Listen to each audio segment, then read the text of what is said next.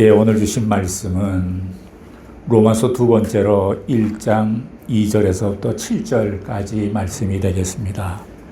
한 절씩 번갈아 읽도록 하죠. 제가 먼저 2절 읽습니다. 이 복음은 하나님이 선지자들로 말미암아 그의 아들에 관하여 성경에 미리 약속하신 것이라. 이 아들로 말하면 육신으로는 다윗의 혈통에서 나셨고 성결의 영으로는 죽은 자 가운데서 부활하여 능력으로 하나님의 아들로 인정되셨으니 곧 우리 주 예수 그리스도시니라. 그로 말미암아 우리가 은혜와 사도의 직분을 받아 그 이름을 위하여 모든 이방인 중에서 믿어 순종케 하니 너희도 그들 중에 있어 예수 그리스도의 것으로 부르심을 입은 자니라. 성도로 부르심을 입은 자 로마에 있어 하나님의 사랑하심을 입고 성도로 부르심을 입은 모든 자에게 하나님 우리 아버지와 주 예수 그리스도로 쫓아 은혜와 평강이 있기를 원하노라. 아멘. 예, 오늘의 말씀은 구원의 아름다운 소식인 복음 이런 제목이 되겠습니다. 구약의 율법과 신약의 복음은 대칭되는 관계라고 볼 수 있습니다. 율법은 우리에게 의를 요구합니다. 복음은 우리에게 의를 제공합니다. 이것을 좀 쉽게 말하면 율법은 우리에게 올바른 신앙을 요구합니다. 복음은 우리에게 올바른 신앙을 제공합니다. 율법은 정죄하지만 복음은 정죄하지 않습니다. 우리가 잘 알듯이 요한복음 8장에 보면 가늠하다 현장에서 들킨 여인이 사람들에게 이끌려서 예수님 앞으로 데려왔습니다. 그때 그 사람들이 손에는 돌을 쥐고 있었고 예수님께 말씀했습니다. 이 여인은 모세의 율법에 의하면 돌을 던져야 되는데 선생은 어떻게 생각하십니까? 이렇게 시험을 했습니다. 참 난감한 질문이기도 합니다. 그때 예수님께서 말씀하시기를 너희 중에 죄 없는 자가 먼저 돌을 던지라. 이렇게 말하니까 그 사람들이 양심에 다 찔림이 있었는지 다 도망가고 말았습니다. 결국 그 여인과 예수님 두 분만 남았어요. 예수님께서 그 여인에게 말했습니다. 나도 너를 정죄하지 아니하노니 가서 다시는 죄를 범치 말라. 이렇게 예수님이 말씀해 주셨어요. 그 여인에게 예수님께서 내가 네 죄를 사하여 준다라고는 말하지 않았습니다. 정죄를 하지 않았습니다. 율법은 우리를 정죄하지만 복음은 정죄하지 않습니다. 율법은 또 죄를 짓게도 합니다. 성경에 보면 죄의 권능은 율법이라고 말하고 있습니다. 고린도전서 15장 56절을 보면 한번 읽어보실까요? 시작. 사망에 쏘는 것은 죄요 죄의 권능은 율법이라. 마지막에 죄의 권능은 율법이라 이렇게 기록됐기 때문에 율법이 죄를 짓게 하는 능력이 있다는 것입니다. 어떻게 보면 모순되는 것 같지만 율법으로 인해서 죄를 짓습니다. 이렇게 율법은 죄를 짓게 하지만 복음은 지은 죄를 용서받는 길을 제시합니다. 하나님께서는 구원의 아름다운 소식인 복음을 주셨습니다. 우리는 이 아름다운 구원의 소식을 전하기 위해서 택함받은 사람들입니다. 사도 바울은 스스로를 가리켜서 나는 예수 그리스도의 종이다 이렇게 말을 했어요. 그리고 나서 사도로 부르심을 받았다. 하나님의 복음을 위해서 택함받았다라고 고백을 했습니다. 복음이란 좋은 소식, 기쁜 소식, 복된 소식을 가리킵니다. 많은 사람들은 좋은 소식을 기다립니다. 하나님으로부터 온 그렇게 좋고 기쁜 소식이란 무엇이겠습니까? 그것은 하나님의 아들이신 예수 그리스도가 인류의 죄를 구속하기 위해서 인간의 모습으로 오셨다는 것입니다. 이것을 또 쉽게 얘기하면 하나님의 아들이신 예수 그리스도가 인류의 죄를 해결하기 위하셔서 인간의 모습으로 오셨다는 것입니다. 사도 바울은 로마서를 시작하면서 먼저 자기 이름을 세 가지로 소개했습니다. 그리고 다른 이야기를 할 여유가 없습니다. 이런저런 서론을 얘기할 여유가 없이 바로 2절에서 하나님의 복음이 어떤 것인가를 이야기합니다. 2절을 한번 보실까요? 시작. 이 복음은 하나님이 선지자들로 말미암아 그의 아들에 관하여 성령에 미리 약속하신 것이라. 사도 바울은 복음의 기원, 복음의 배경에 대해서 이야기를 합니다. 복음은 바울이 만들어낸 것이 아닙니다. 여기 복음은 하나님으로부터 온 것이라는 것입니다. 복음의 구약적 배경을 말하고 있습니다. 여기서 선지자란 이사야, 에레미야 말하는 것이 아니라 그들만 말하는 것이 아니라 오시는 메시아에 대한 예언을 아브라함도 창세기 22장 18절에서 말했고 모세도 신명기 18장 15절에서 말했고 다윗도 시편 110편 1절에서 말했습니다. 구약의 모든 예언은 오실 메시아에게 집중되어 있습니다. 죄인들을 위해서 예수님을 이 땅에 보내시기로 작정하신 분이 바로 하나님 자신입니다. 이 사실에 대해서 바울은 로마서 5장 8절에서 분명하게 설명합니다. 자막 이서 한번 보실까요? 시작. 우리가 아직 죄인 되었을 때 그리스도께서 우리를 위하여 죽으심으로 하나님께서 우리에게 가능하게 하셨느니라. 하나님께서는 죄인인 우리를 하나님의 공의의 잣대로 들이대면 아무도 살아남을 사람이 없습니다. 심판받아 마땅하고 죽을 수밖에 없는 것이 우리의 운명이었습니다. 하나님의 의, 공의, 정의 앞에서는 아무리 작은 죄라도 허물이라도 조그만 실수라도 흠이라도 용납되지 못합니다. 형벌 받아야 됩니다. 이것이 하나님의 의예요. 근데 가만 보면 하나님은 또 한편 사랑의 하나님이십니다. 사랑에는 용서라는 것이 담겨져 있습니다. 사랑과 용서는 무엇입니까? 아무리 큰 죄를 지었다 할지라도 뉘우치고 하나님 앞에 나오면 우리를 용서해 주시고 사랑해 주시는 것입니다. 하나님의 의 앞에서는 우리가 죽어야 하지만 하나님의 사랑 앞에서는 우리를 살려주셔야 합니다. 그런데 우리가 죽는 대신에 하나님이 죽기로 작정하시고 그리고 여러분과 나를 살리기로 한 것입니다. 그래야 하나님께 의와 사랑이 공존할 수가 있습니다. 원래 의와 사랑은 공존할 수가 없는 거예요. 근데 하나님께서는 십자가를 통해서 그거를 공존하게 하셨어요. 좀 어렵죠? 그리스도인 하나님의 아들이 죽고 죄인인 우리를 살리셨으니까 이것이 하나님의 사랑이라는 것입니다. 나중에 로마서 5장 8절 공부할 때 이 비밀을 아주 구체적으로 설명하도록 하겠습니다. 이 복음은 궁일에 풍성하신 하나님이 우리를 사랑하셔서 자기 아들을 못 박혀 죽게 하시고 다시 부활시킨 바로 그 사건입니다. 복음은 예수께서 부활하신 사건입니다. 죄와 허물로 죽은 우리를 예수 그리스도와 함께 다시 살리신 사건입니다. 우리는 십자가와 함께 죽었고 부활과 함께 다시 살아났습니다. 아무리 좋은 신랑감이라고 생각해서 결혼을 했는데 살다 보니까 아내에게 힘들게 하고 폭력적이고 학대하고 너무 실망하는 거예요. 남편의 그늘에서 도저히 벗어날 수가 없어요. 그런데 이 남편이 죽으면 아내는 그 굴레에서 벗어나 자유케 됩니다. 그리고 재혼도 할 수 있습니다. 복음이 오기 전에 우리의 남편 같은 존재는 율법이었습니다. 율법. 우리가 율법에 얽매여 살면서 크게 숨조차 쉬지 못했어요. 율법 지키느라고.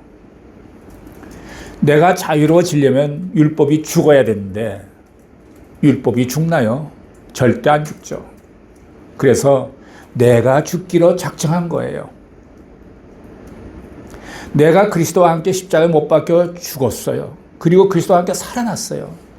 그래서 갈라디아서 2장 20절에 보면 내가 그리스도와 함께 십자가에 못 박혀 나니 그런즉 이제는 내가 산 것이 아니요 오직 내 안에 그리스도께서 사신 것이라.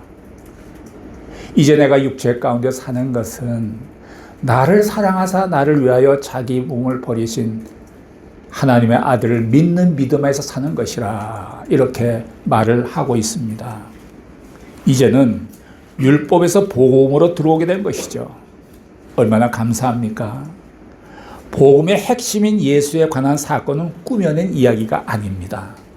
이미 오래전에 선지자들로 말미암아 성경에 약속된 사건이었습니다.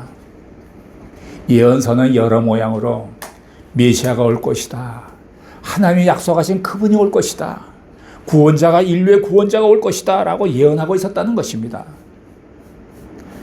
복음은 하늘에 숨겨져 있던 비밀이었는데 그 비밀이 나타난 것입니다. 감추어져 있던 것이 영원하신 하나님의 명을 쫓아서 이미 예언자들로 말미암아 그 약속이 글에 기록되었다고 말하고 있습니다. 이 복음의 기원은 깊고 영원한 것입니다. 복음의 기원은 인간에 머물러 있지 않습니다. 이것은 영원 전부터 신적인 기원을 갖습니다. 하나님으로부터 영원한 하늘의 비밀이 이 땅에 온 것이고 성경에 기록된 것이고 예언된 것이고 약속된 것입니다. 이제 사도 바울은 복음이 무엇인가에 대해 두 가지로 설명합니다. 첫째는 예수 그리스도의 인간적인 기원에 대해서 말합니다. 인간적인 기원으로 그는 사람이라는 얘기입니다. 두 번째는 그의 신적인 기원인데 신적인 기원으로 그는 하나님이시라는 겁니다. 즉 예수님은 참 인간이시고 참 하나님이셨다는 것입니다. 자, 3절을 보시겠습니다. 3절 시작. 이 아들로 말하면 육신은 다윗의 혈통에서 나셨고.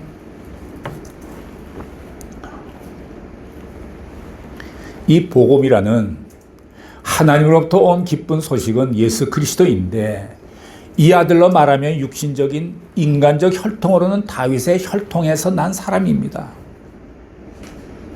예수님께서는 2000여 년 전에 팔레스타인의 한 마을에서 요셉과 마리아라는 부모 슬하에서 태어난 것이 분명합니다.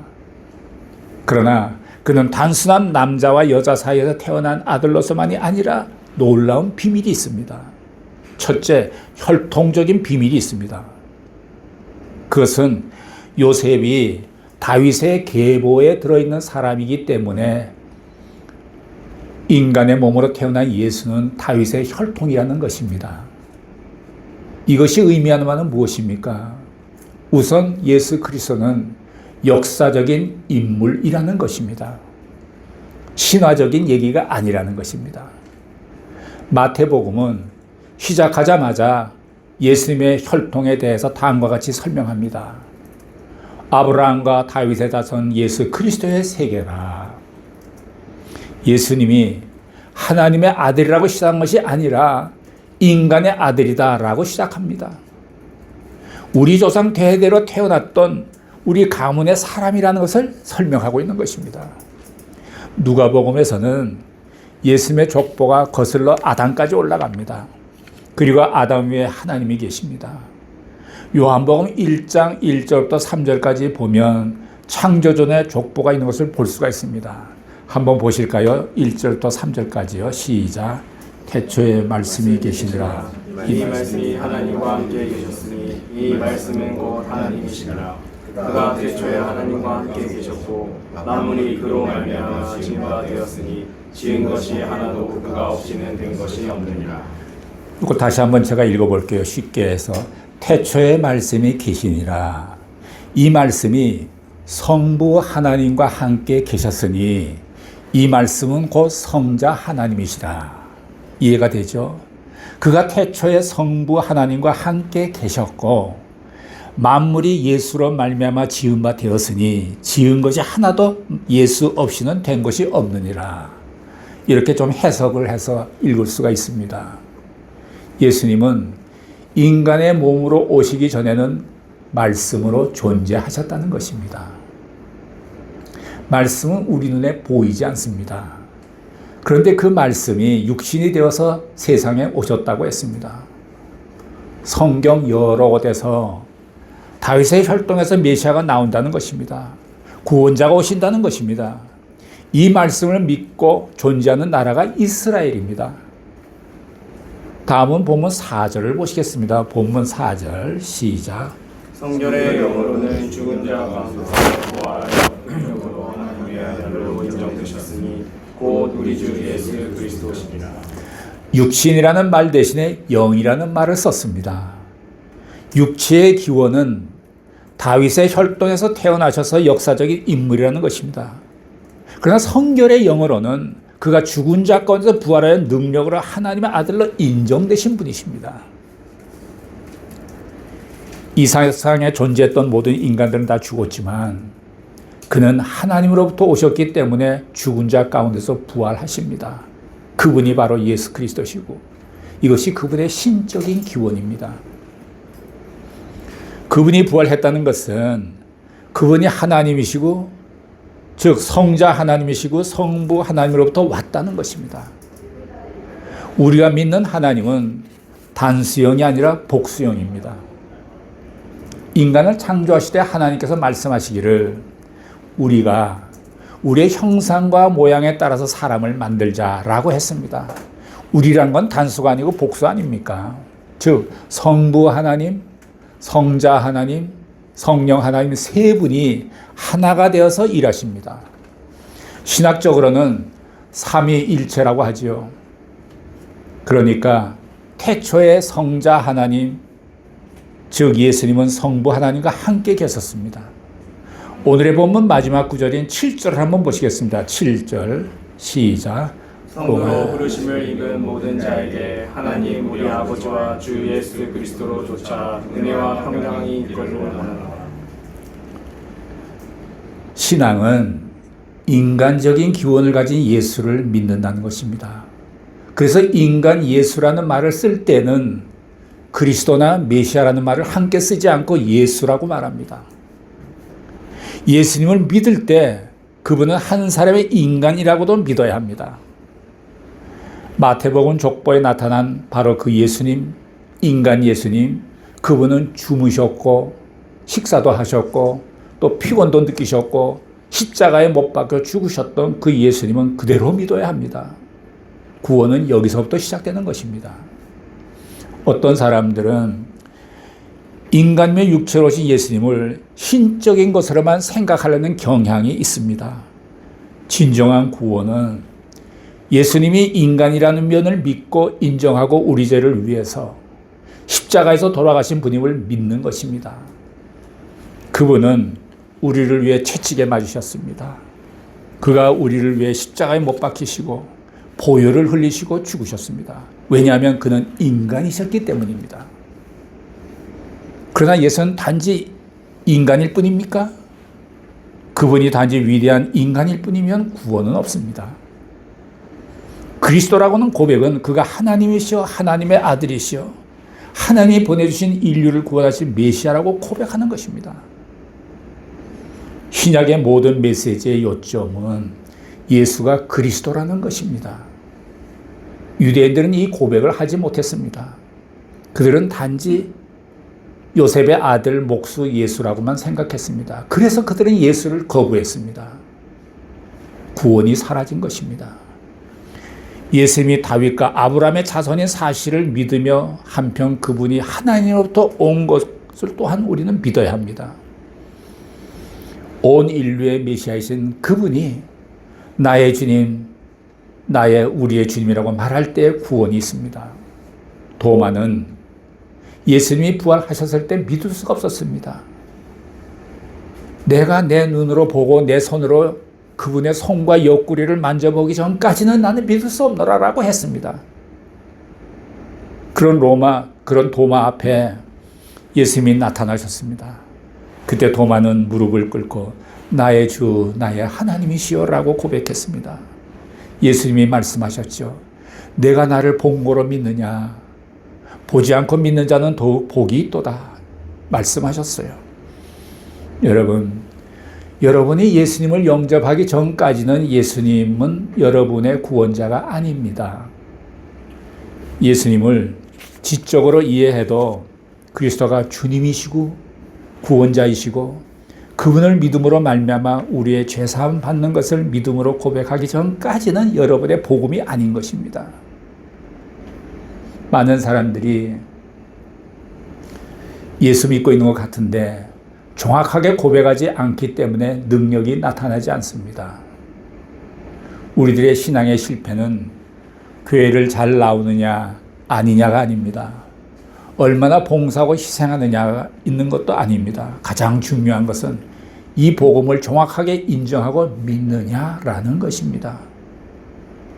여러분은 개인적으로 예수님을 영접하고 사랑하십니까?